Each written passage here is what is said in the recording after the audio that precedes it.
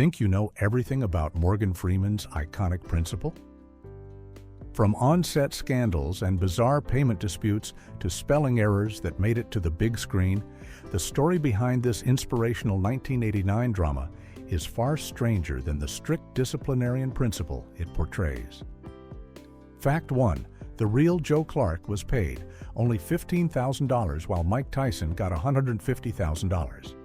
When Lean on Me hit theaters in March of 1989, it told the inspiring true story of Joe Clark, the controversial principal who transformed a failing New Jersey high school, but the man whose life inspired the film reportedly walked away with a surprisingly small paycheck for his story rights. According to Joe Clark himself, he received just $15,000 from Warner Brothers for the rights to tell his story on the big screen, a figure that seemed particularly modest considering the film went on to gross over $31 million at the box office. What made this situation even more frustrating for Clark was finding out that boxing champion Mike Tyson was allegedly paid a whopping $150,000 simply to appear in a television commercial promoting the movie. The advertisement showed Tyson emerging victorious from a boxing match and declaring his intention to see the knockout new movie called Lean on Me, a brief promotional spot that took far less time and effort than Clark's entire career as an educator. Clark expressed his dismay about this massive payment disparity to the Los Angeles Times in March of 1989, pointing out that he had been paid 10 times less than Tyson despite the entire film being based on his real-life experiences. However, Warner Brothers quickly disputed Clark's claim about Tyson's payment, stating that the heavyweight champion had actually volunteered to promote the film for free as a gesture of support. Whether Tyson was paid or not remains unclear, but what's certain is that Joe Clark felt undervalued by the studio that profited handsomely from his remarkable story. Fact 2. The on-screen mother was only 5 years older. Hollywood casting directors are known for making some questionable age-related decisions, but Lean on Me features one of the most eyebrow-raising examples of this practice. In the film, actress Regina Taylor plays Mrs. Carter, the estranged mother of student Kenesha Carter, who is portrayed by Karen Molina White. But in reality, Taylor was only 5 years older than White when they filmed the movie together. This means that Mrs. Carter would have had to give birth to her daughter when she was just 5 years old, which obviously makes no sense whatsoever. The casting becomes even more noticeable when you watch the emotional reunion scene between the two characters, where Principal Joe Clark, played by Morgan Freeman, helps reconnect Kenesha with her mother after years of separation. The scene is meant to be touching and meaningful, showing a troubled student finding her way back to her family, but knowing the real ages of the actresses adds an unintentionally humorous layer to the moment. Karen Molina White was born in July of 1965, making her around 23 years old during filming, while Regina Taylor would have been approximately 28 at the time. While both actresses delivered strong performances in their roles, and Taylor certainly possessed the gravitas and maturity to play a parental figure, the minimal age gap between them represents a classic Hollywood shortcut, where casting directors prioritize acting ability and appearance over realistic age differences. This kind of casting choice was fairly common in films from the 1980s, where younger actresses were frequently cast as mothers simply because they looked slightly older or could be made to appear more mature through makeup and wardrobe choices. Fact 3. Joe Clark got suspended. During the film's promotion, just as Lean on Me was generating buzz and bringing national attention to Joe Clark and his strict disciplinary methods, the real-life principal found himself in hot water over an incident that occurred at Eastside High School while he was away promoting the film. On February 15, 1989, a group of scantily clad dancers performed at a school assembly in Clark's absence, and the performance quickly escalated beyond what anyone had anticipated for a high school event. The dancers stripped down to their G-strings in front of the student body, creating a scandal that immediately drew the ire of parents, school board members, and the local community. Ironically, this was the same Joe Clark who had become famous for his no-nonsense approach to discipline and his insistence on proper behavior and respect within the school walls. Clark claimed he had not known about the nature of the performance in advance and took full responsibility for the incident, but the damage was already done. The Patterson School Board held a meeting to determine whether Clark should be fired over the controversy, and while they ultimately decided not to terminate him, they did impose a 1-week suspension. Adding another layer of irony to the situation, the person who suspended Clark was Dr. Frank Napier, the same superintendent who had hired him years earlier and who was portrayed as Clark's ally in the film by actor Robert Guillaume. Mayor Frank X. Graves Jr. allegedly blamed Clark's involvement in promoting "Lean on Me" as the reason for his declining focus on the job, describing the principal as having been carried away with his own self-importance, as the movie brought him increasing fame and media attention. Fact 4. The real Joe Clark, filmed at his actual school. Imagine trying to portray someone in a movie while that person stands just a few feet away, watching your every move and ready to correct anything they disagree with. That was exactly the situation Morgan Freeman found himself in while filming "Lean on Me" at the actual East Side High School in Paterson, New Jersey, where Joe Clark still worked as principal. The production team made the decision to shoot at the real location to add authenticity to the film, but this choice created an unexpectedly awkward and tense atmosphere on set. Freeman later recalled that having the real Joe Clark present at all times made his job significantly more difficult, not because Clark was unhelpful, but because the producer, director, and writer each had their own very clear and often conflicting ideas about who Joe Clark was and how he should be portrayed. Freeman remembered having to actively fight back against these competing visions, telling them that the actual man they were making the movie about was standing right there and available to provide first-hand insight into his personality and methods. In an interview, Freeman explained that if he had any difficulty with the role, it stemmed from this unusual situation where multiple people were telling him how to play Clark while Clark himself was present to serve as a living reference. Freeman made it clear that he relied heavily on observing the real principal during filming, drawing from Clark's actual mannerisms, speech patterns, and behavior to create his performance. Clark even addressed the students and extras before filming began, telling them that they were going to be making the picture and that they were the stars, encouraging everyone to give the production their full cooperation and help. Fact 5. Michael Imperioli's traumatic film debut was cut entirely. Long before Michael Imperioli became famous for playing Christopher Moltisanti on The Sopranos, he had a deeply unpleasant first experience with filmmaking on the set of "Lean on Me" that nearly convinced him he was a terrible actor. Imperioli was cast as an extra in the auditorium scene where Morgan Freeman's character calls out students to expel them from the school, and each student had to deliver a brief reaction when their name was called. Imperioli's line was simple: "Hey, I'm going to be a star," but having never been in front of a camera before, he had no idea where to look or how to deliver the line naturally. The scene took place in an auditorium packed with hundreds of extras, and when director John G. Avildsen, who had won an Academy Award for Rocky, called action, Imperioli mumbled his line nervously, hoping nobody would notice his inexperience. Unfortunately, Avildsen noticed immediately and came over to give Imperioli direction in front of the entire crowd, shouting at him that he'd better give him something or he would be thrown out of the production. Imperioli recalled feeling absolutely horrified and thinking to himself that he was horrible at acting and that he completely sucked. The humiliating experience was made even worse when the scene was ultimately cut from the final version of the film, meaning all of that stress and embarrassment resulted in nothing.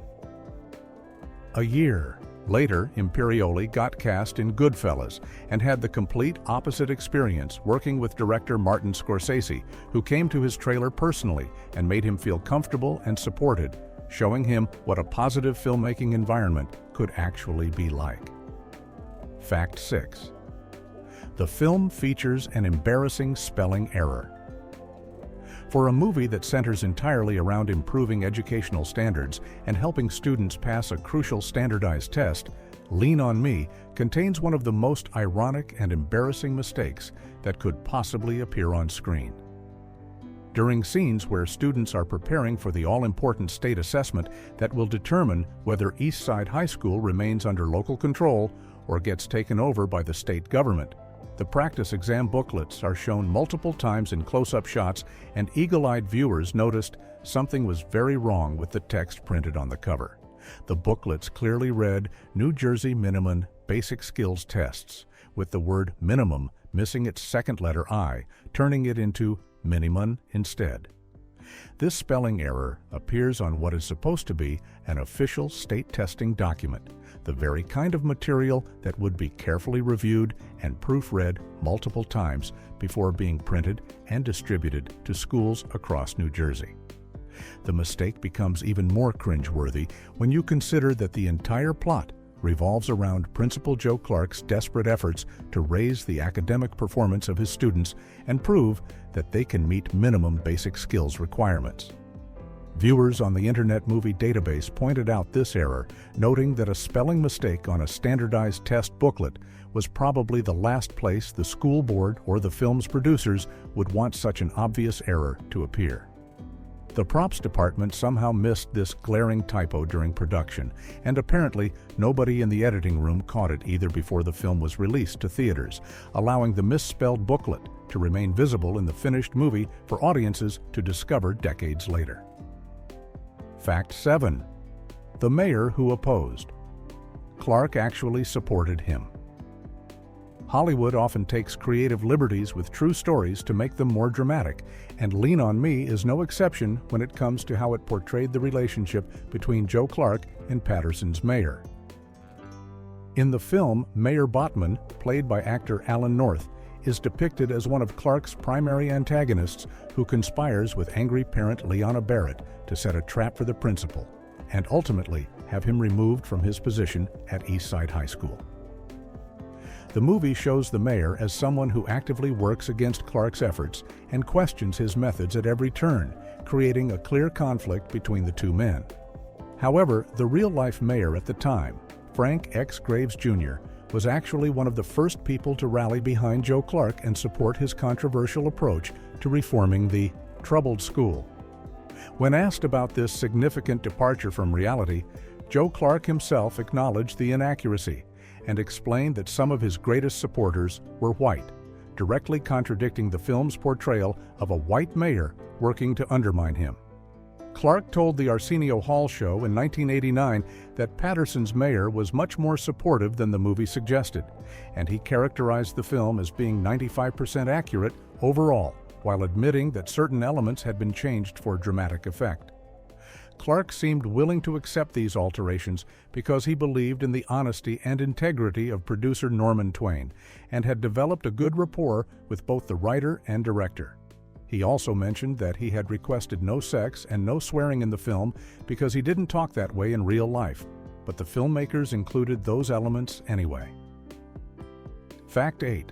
It earned a rare CinemaScore A+ grade. While film critics gave Lean on Me mixed reviews when it was released in March of 1989, regular moviegoers had a completely different reaction, awarding the film one of the most coveted and difficult-to-achieve ratings in the entertainment industry.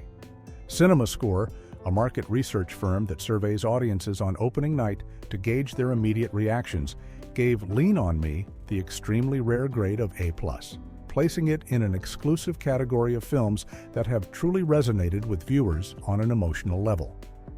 To understand just how impressive this achievement is, you need to know that CinemaScore sends representatives to theaters every Friday night in cities across North America to collect feedback from people who just watched a movie, and the vast majority of films receive grades somewhere in the A- to B- range. Getting an A+ is exceptionally uncommon, and Lean on Me joined the ranks of only a handful of other films that have ever earned this top rating, including absolute classics like Schindler's List, Titanic, Toy Story 2, The Lion King, Forrest Gump, and The Shawshank Redemption. This elite group represents some of the most beloved and emotionally powerful films ever made, and the fact that Lean on Me received the same perfect score demonstrates how strongly audiences connected with Morgan Freeman's portrayal of Joe Clark and the inspiring story of educational reform. The A+ grade also proved to be a fairly reliable predictor of the film's commercial success, as studio executives use CinemaScore ratings to evaluate whether a movie will have strong word-of-mouth appeal and continue drawing audiences beyond its opening weekend. Fact 9. Club Nouveau's cover was 2 years old. The title Lean on Me comes from the classic 1972 song written and performed by Bill Withers, which had been a #1 hit on the Billboard Hot 100 chart and became one of the most recognizable feel-good songs in American music history. However, when the filmmakers decided to use this song as the emotional centerpiece and namesake of their 1989 movie about Joe Clark, they didn't rely solely on Withers' original version, but instead prominently featured a cover by the rhythm and blues group Club Nouveau. What makes this choice particularly interesting is that Club Nouveau's version had already been released 2 full years before the movie came out, having hit #1 on the charts in 1987 and winning a Grammy Award for Best Rhythm and Blues Song that same year.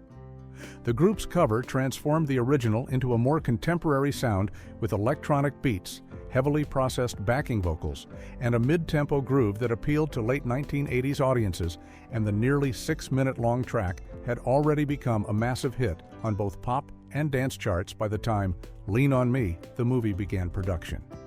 The film also featured multiple other versions of the song, including performances by gospel group The Winans and actress Sandra Reeves Phillips, who played Mrs. Powers in the movie, as well as a hip-hop adaptation by Big Daddy Kane, giving the classic tune several different interpretations throughout the story. This musical approach allowed the filmmakers to use a song that was both a beloved classic and a recent chart topper, ensuring that the title would resonate with audiences across multiple generations. Fact 10. Reagan offered Clark a White House job. Joe Clark's tough love approach to education and his controversial methods at East Side High School caught the attention of the highest office in the United States, leading to one of the most remarkable job offers any school principal has ever received.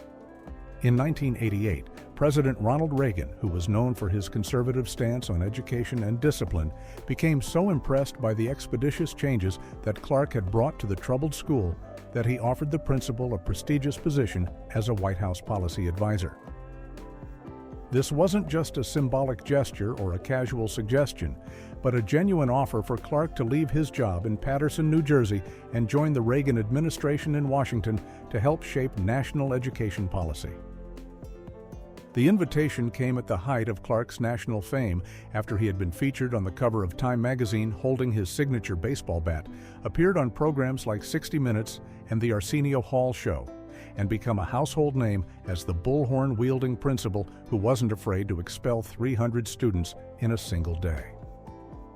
Despite the prestige and influence that would have come with working in the White House, Clark made the decision to decline President Reagan's offer, choosing instead to remain at East Side High School, where he felt his presence was still needed.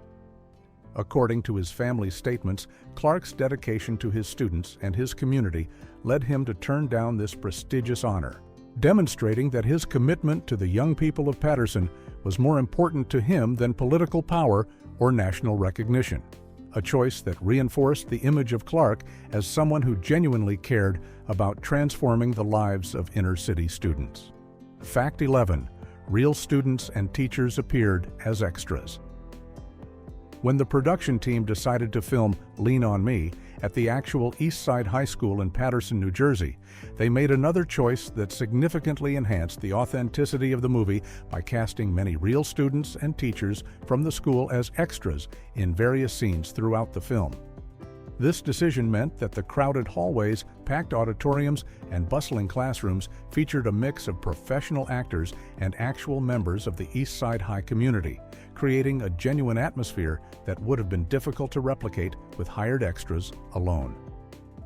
The casting of real students was particularly important for the large assembly scenes where Principal Joe Clark expels hundreds of troublemakers or addresses the entire student body, as these moments required massive crowds of teenagers who could naturally fill the space and react authentically to what was happening on screen. Beyond just the students from East Side High, the filmmakers also recruited young people from nearby schools in the Patterson area to participate as extras, ensuring they had enough bodies to fill every scene that required a full school environment. Before filming began, the real Joe Clark addressed these students and extras, telling them that they were going to be making the picture and that they were the stars, encouraging everyone to give the production their full cooperation and help make the movie as realistic as possible. This approach not only saved the production money that would have been spent on professional background actors, but it also gave the students a once-in-a-lifetime opportunity to participate in a Hollywood movie being made at their own school about their own principal's remarkable story. Fact 12. Joe Clark resigned. Shortly after release. The timing of Joe Clark's departure from East Side High School created one of the most ironic twists in the entire story behind Lean on Me, as the real-life principal resigned from his position in 1989, the exact same year that the movie celebrating his achievements was released to theaters nationwide. Clark had served as principal of East Side High for 7 years, transforming the school from a crime-ridden facility into a place where students could learn and feel safe. But his resignation brought an unexpected end to his tenure, just as his story was reaching millions of moviegoers. The circumstances surrounding his departure were complicated by the fact that Clark had become increasingly involved in promotional activities for the film, traveling to various cities for screenings, interviews, and public appearances, while his responsibilities at the school continued to pile up. Some critics, including Patterson's mayor, suggested that Clark had become distracted by his newfound fame and had allowed the Hollywood attention to pull his focus away from the day-to-day work of running East Side High. The controversy over the inappropriate dance performance that occurred at the school while Clark was away promoting the movie further damaged his reputation and raised questions about whether he was still fully committed to his role as principal. After resigning from East Side High, Clark continued working in education and became a public speaker, sharing his philosophy and methods with audiences across the country. In 1995, he was appointed director of the Essex County Detention House, a juvenile detention center in Newark, New Jersey, where he worked for 6 years before resigning in 2002 amid another round of controversy over his disciplinary tactics. Fact 13. The director had trouble with hundreds of kids. John G. Avildsen had already proven himself as one of Hollywood's most successful directors by the time he signed on to make Lean on Me, having won an Academy Award for Best Director for Rocky in 1977 and achieving massive commercial success with the Karate Kid franchise throughout the 1980s.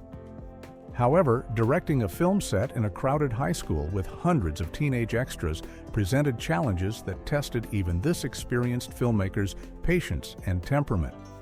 Multiple people who worked on the production, including actors who were there as extras, later described Avildsen as very impatient and not very nice during the filming process, particularly when dealing with the large number of young people who filled the hallways and auditoriums of East Side High School. The sheer logistics of managing so many inexperienced performers, many of whom were actual students from the school rather than professional actors, apparently overwhelmed the director and brought out a harsher side of his personality that contrasted sharply with his reputation from previous films. Avildsen had to coordinate massive crowd scenes where hundreds of teenagers needed to hit their marks, deliver reactions, and maintain energy through multiple takes, all while filming in a real working school with limited time and resources. The stress of this situation seemed to affect his interactions with the cast, especially the younger extras who had little or no experience being on a movie set. Some cast members who went on to work with other directors later reflected on how different the atmosphere was on Lean on Me compared to other productions, noting that Avildsen's approach created tension and anxiety, rather than the collaborative and supportive environment they encountered on subsequent films. Fact 14. Clark's controversial methods. Continued. Joe Clark's belief in strict discipline and tough love approaches didn't end when he left Eastside High School, as he continued to apply his uncompromising methods in a new setting that would ultimately lead to even more serious controversy than anything he faced during his time as a principal. In 1995, Clark was appointed director of the Essex County Detention House in Newark, New Jersey, a juvenile detention facility where he was responsible for overseeing young people who had been arrested and were awaiting trial or serving sentences for various offenses. Clark brought the same disciplinary philosophy to this role that had made him famous at Eastside High, believing that strict rules and harsh consequences were necessary to maintain order and teach troubled youth about responsibility and accountability. However, his methods at the detention center eventually caught the attention of state officials who launched an investigation into whether Clark was allowing the use of excessive force and punitive punishments against the detainees in his care. The state's Juvenile Justice Commission documented disturbing practices that included placing some detainees in handcuffs for periods lasting up to 11 days, restraining others in straitjackets for up to a full day, and in some instances confining young people to their cells for 23 hours per day for more than a month at a time. The commission also cited Clark for allowing the facility to be filmed for a television program without proper authorization. When confronted with these allegations, Clark defended his tactics by arguing that the official guidelines were anarchistic and unsafe, and he ultimately resigned in 2002 in protest of what he called the regal-minded, nonsensical, condescending attitudes of the commission members who questioned his approach. Fact 15. LeBron James and John Legend tried a TV reboot. Nearly 3 decades after Lean on Me inspired audiences with its story of educational reform and tough love discipline, the concept caught the attention of some major entertainment figures who wanted to bring an updated version of the story to television for a new generation. In September of 2018, the CW network announced that it was developing a television series based on the 1989 film, and the list of executive producers attached to the project included some impressive names from the worlds of sports and music. NBA superstar LeBron James and his business partner Maverick Carter signed on as executive producers through their entertainment company, along with Grammy-winning singer and songwriter John Legend, music executive Mike Jackson, and entertainment manager Ty Sticlorius. The Warner Brothers Television Studios project was written by Wendy Calhoun, who was also set to serve as an executive producer and showrunner for the potential series.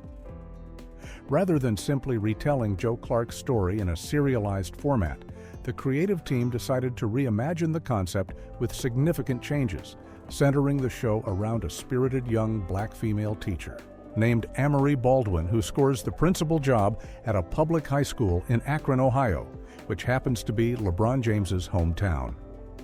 The proposed hour-long drama series was described as exploring what happens when Amory must dig deep to transform a failing campus into an urban oasis at a time when education and school safety have life or death stakes, and the story would test her professional abilities, love life, and family relationships.